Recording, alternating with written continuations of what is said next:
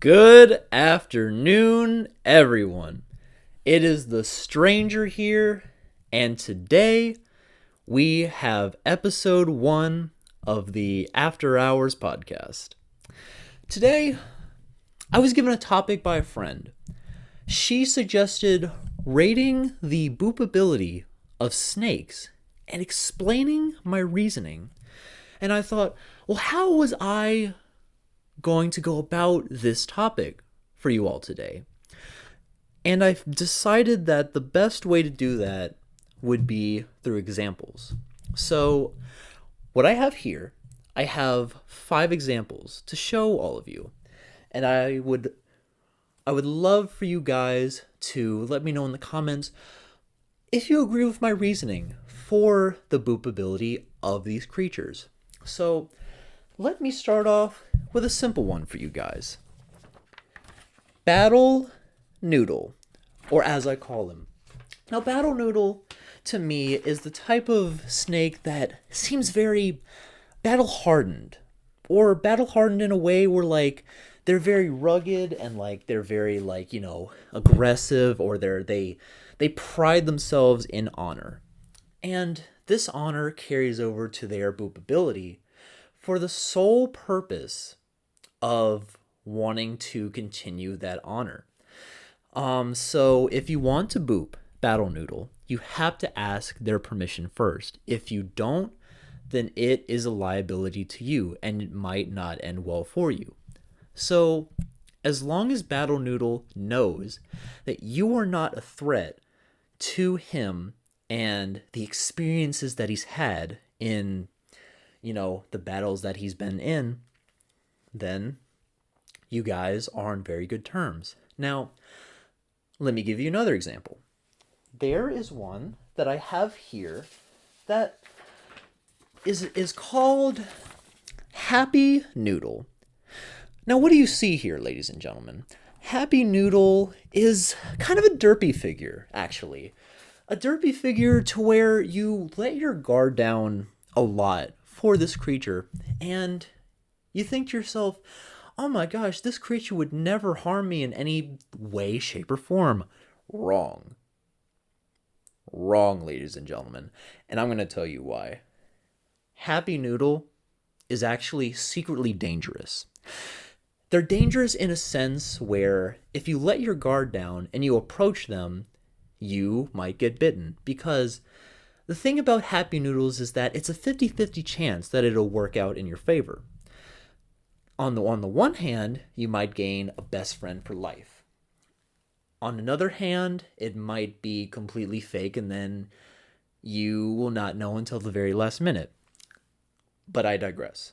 Happy Noodle is very in the middle of the line. You're not too sure how they are going to be, so it is always important to be leery or question yourself if you want to really boop the snake or not.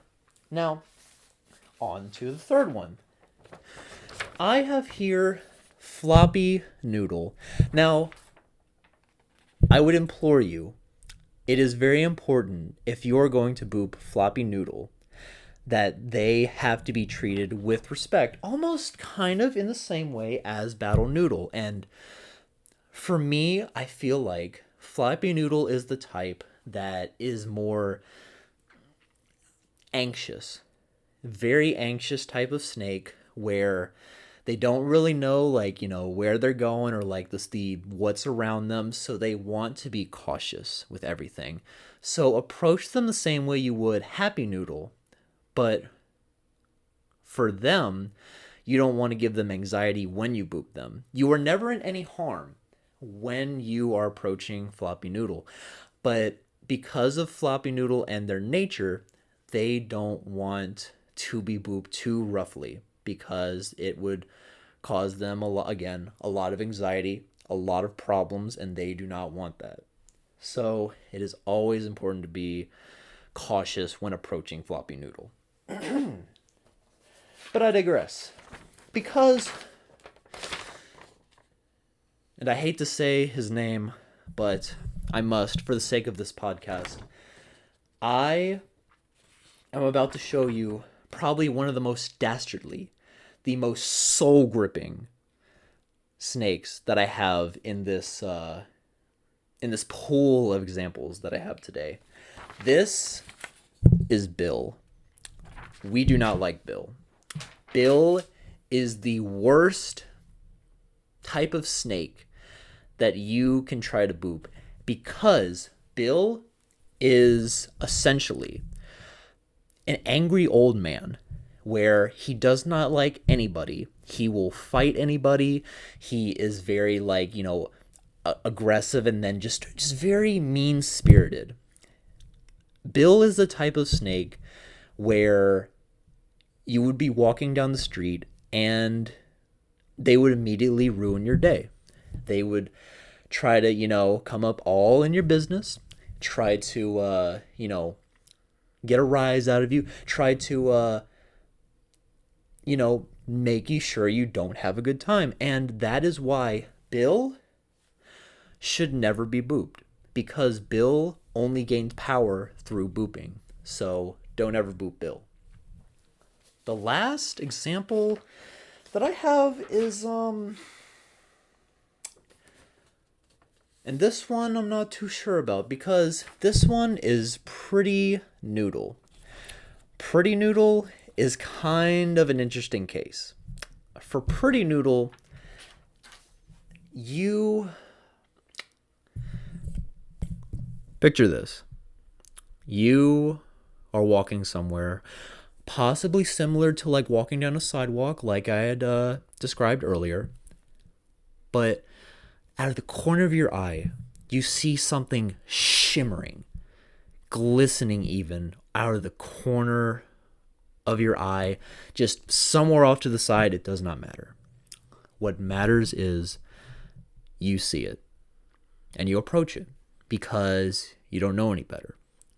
But what you don't know is that is what Pretty Noodle wants. Pretty Noodle wants you to essentially approach them and try to boop them. But as soon as you do, you are in for, and I will repeat this a few times, a world of hurt. A world of hurt. They are so evil that they almost give Bill a run for his money. Because Bill, yes, he is the harbinger of evil, but Pretty Noodle is like his disciples in a way, because they have all the facade of Happy Noodle, but like times 10, and also the ferocity of Battle Noodle. So and with the bravery that Floppy Noodle does not have. So they are like the perfect unboopable organism, unless you manage to boop them, which is by far the most satisfying snake to boop, for the sole purpose that they are the most beautiful, and they are the most vibrant, they are the most colorful, they are like the rainbow exploded and became a living creature. But despite all of these benefits of booping the Pretty Noodle, it is the highest risk that you can take for any creature that you boop on this list. So my advice to you, if you ever see a Pretty Noodle, if you are to boop them once, because sometimes when you try to boop, a lot of the times you get bopped, and that is just how it is, ladies and gentlemen. I don't have any other way to put it. It is not a good time, and I would not wish it on anyone. But I would like to ask you now, what do you think about my thoughts on this? Because I would love to hear in the comments how you feel about what I've talked about today, and what I would like to talk about, or what I should talk about in the next one.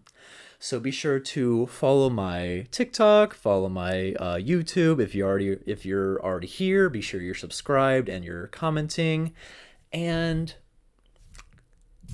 that is everything for me. I appreciate the journey that you have followed me on today, and I will see you guys in the next episode.